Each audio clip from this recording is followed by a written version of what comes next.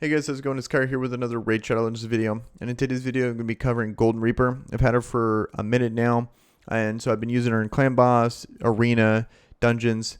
Got her fully booked, and so I just want to go over her, like what I think of her. I've been using her for a while. I think she's a very interesting character, and she's very similar to an extremely accessible character in Apothecary, and everyone knows just how good Apothecary is. So having someone that's similar but in some ways better, some ways different, I think it'd be kind of cool to cover.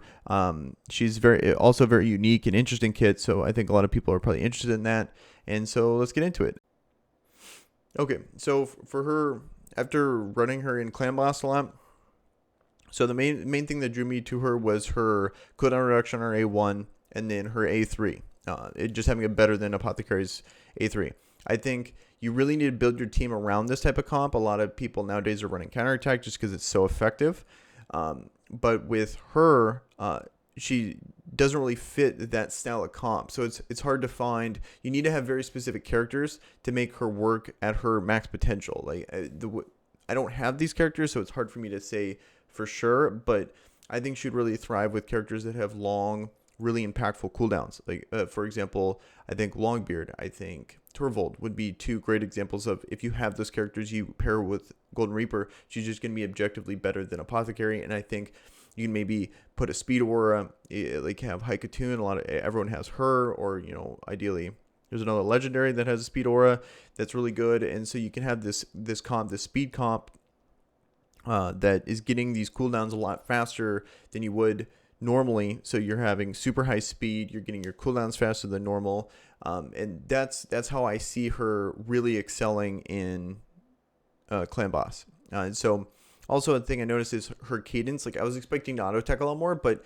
she's gonna be doing her A3 and her A2, so it's like her cadence is like A3, A2, A1, and then it's 50%, so you might miss the coin flip, and then back to A3. So you're not getting as many chances as I was expecting, unless you have a counterattack too, to pair with that move. So you can have. I've found that I had long streaks of just not proccing any cooldown, and then in the back of your mind you're like, oh, this could have been Apothecary, and these could be 3 hits with Giant Slayer. So it's kind of, there's definitely arguments to be made that Apothecary is just better.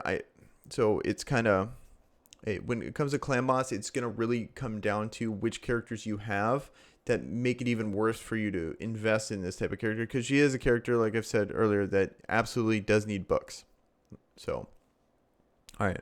And then for Arena, I really like her.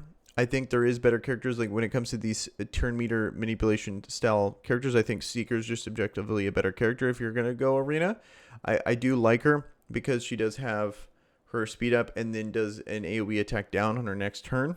But if I had to choose, I'm putting Seeker at the top of the list because you get the provoke, you get a better turn meter percentage fill, you get the attack up, and you get a provoke their version of it if you happen to go faster. So I think she's a very top tier character. I'd rather run her over Apothecary, especially in Arena. I think it's a lot more cut and dry in Arena that she's just a better character than Apothecary in that situation. Also, if you're facing some of the more grinder, like defense style teams, like counterattack teams, I have been noticing her A1 comes up a lot. I do run counterattack. I have Valkyrie on. I run Valkyrie in almost like any comp. So getting her to a counterattack has been very helpful, because a lot of times counterattack moves are also some of the best defensive moves.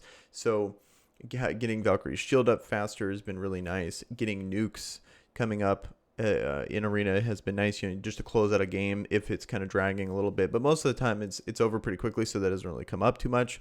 But the solid turn meter fill at 20%, speed boost, and AoE attack down. Oh, and it also, if they already have attack down, you could be removing turn meter, which is fantastic. So I think she's fantastic in Arena. If you don't have Seeker, then I would run her. Or Arbiter's up there too. So she's top 3, top 4 Arena, good character.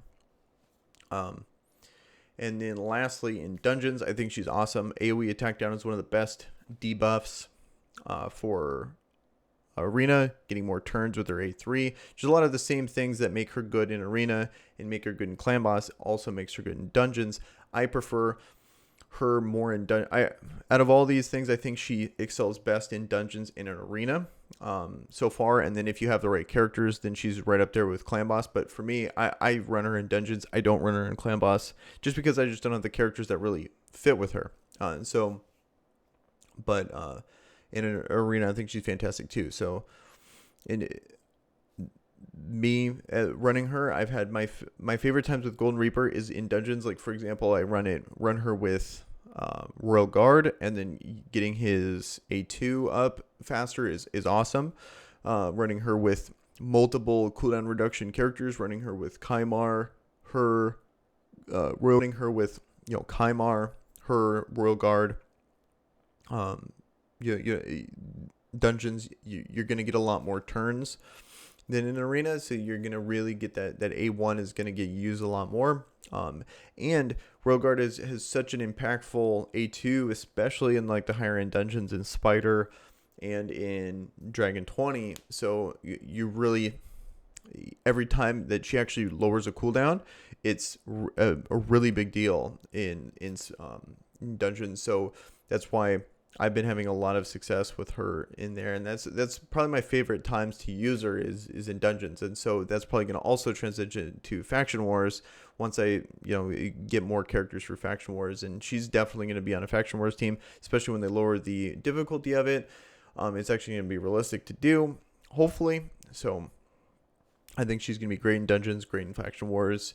She's already great in arena, and then based on which characters you have, she could be absolutely amazing in clan boss as well. So overall, super good character.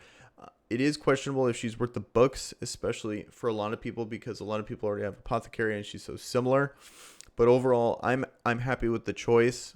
But I do understand if people don't decide not to do it because of the investment required to make her as good as say apothecary. So hopefully you guys find that helpful. You guys have a good one, and peace.